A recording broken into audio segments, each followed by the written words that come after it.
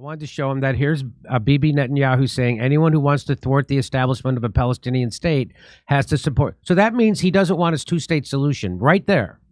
Yeah, that's Netanyahu saying, I don't want a one-state solution, and we certainly don't want a two-state solution. The great David Ben-Gurion did not want that as well. A partitioning, he did not want that. It's never been a thing. He wanted to just get rid of them, right? Think of it like the Minsk Accords. No intention of ever honoring that idea. Sure. That's to tell rubes back in America. So here's what Bibi says. Anyone who wants to thwart the establishment of a Palestinian state has to support bolstering Hamas and transferring money to Hamas. This is part of our strategy. Our strategy is to divide and conquer and prop up the militant wing of the Palestinians so that they will actually fight back against us, and then we can use it as a pretext to wipe those people off Gaza and the West Bank, which is exactly what they're doing. And how else do they do it? Israel drove suitcases stuffed with cash into Gaza to keep Hamas in power, because the PLO actually fights against the militant wing of the Palestinians, and they don't want them. They actually want they want them to be militarized. They want them to be attacking Israel, so they can use it as a pretext to do exactly what they're doing right now: ethnic cleanse Gaza and the West Bank. That's what they want. And so here, Arnaud Bertrand tweeted out, "This might be the best explanation I've heard for why October 7th, and surprisingly, it comes from Ami Ayelan, former head of Shin Bet." Oh, Shin Bet's the other one. That's right. Israel's Secret Service and Commander-in-Chief of the Navy. Listen to what he said of why October 7th happened. Here we go. And the first and probably most important is the political paradigm. The political paradigm was that since we cannot solve the conflict between us and Palestinians, all what we did failed. So the only way to do it now is managing the conflict. So the policy was managing the conflict and not to try to solve it. Not to try to solve the conflict. We're going to manage it. So what do you think that means? That means what they're doing right now, ethnically cleanse. But here we go. I'll let him say it. And in order to do it, we had to do something which we call divide and rule. Meaning we have to make sure that Palestinians will not have a unified leadership.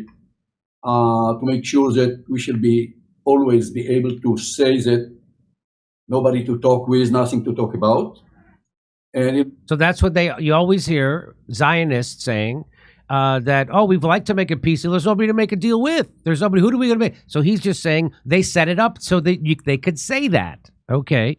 But to do it, we had to make sure that Hamas will go on controlling Gaza, and the Palestinian Authority, supported by Fatah, will go on leading Palestinians in the West Bank, and they will create a conflict. They will, in a way, almost fight each other.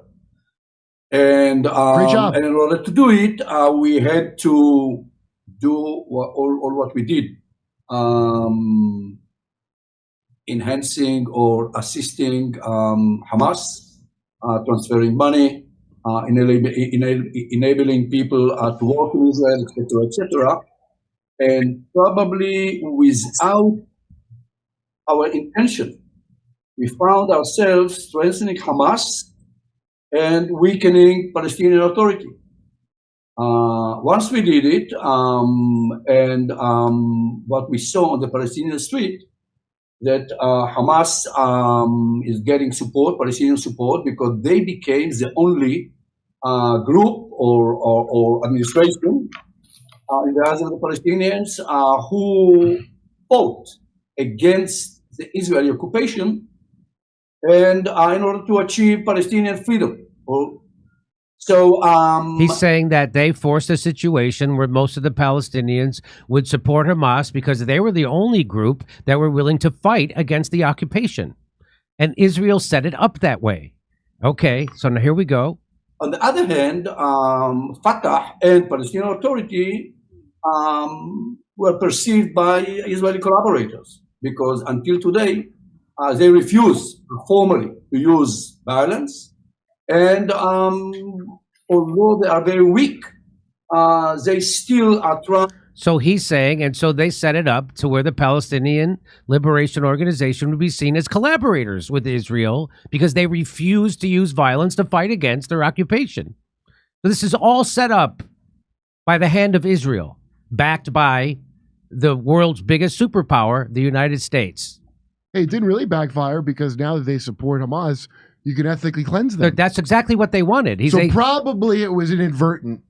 That's what he said, probably. Yeah. Probably? Probably? Yeah, I know. It shouldn't be definitely? It's definite. We had no idea this would happen. We're just dumb. This is exactly what they wanted. That's why else would you do this? Why else would you prop up Hamas? Why else would you divide them? So exactly so that they could do this. Here we go. From time to time to fight Palestinian terror, especially in Jenin, Nablus, wherever they can. They cannot do much because, as I said today, and this is a great change, big change from the 90s, between 70 to 80% of the Palestinians are supporting Hamas only because Hamas is perceived as the one who fight for its freedom. There you go. And so 70 because they're genocidal. So right.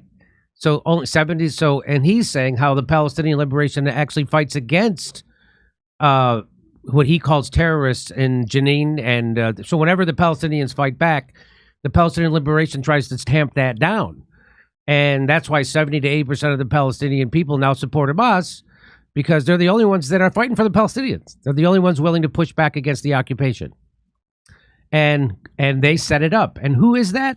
That comes from the head of Shin Bet, Israel's Secret Service, and the commander-in-chief of their Navy. That's who's saying that. If you're going to pay for terrorists, like I bring this up to friends who, it's funny when I bring the thing up and they can't refute that it's true that what Bibi said. This I have never seen before, but he's saying the same thing, just better. They all have to acknowledge it, and they go. And it's funny to watch people's face like, well, they thought it was a strategy. Okay, let's stick with that right there. Great job with your strategy. And also, okay, Hamas is evil. Wouldn't someone that funds Hamas be even more evil? Right.